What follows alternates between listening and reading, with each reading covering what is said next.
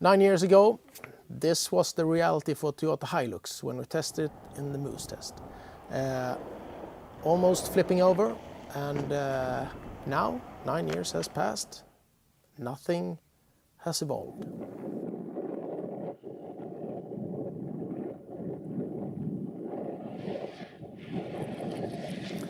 This extremely dangerous behavior shows itself at 37 miles an hour. The competitors like Volkswagen Amarok and Nissan Navara, they can do it in 42 miles an hour and not even showing anything close to that dangerous behavior.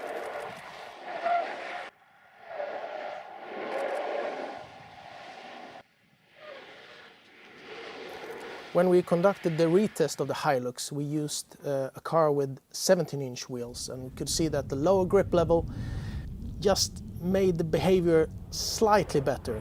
But nevertheless, it's 9 years later, and this is still the basic behavior of the Toyota Hilux. Ain't good enough, not even close.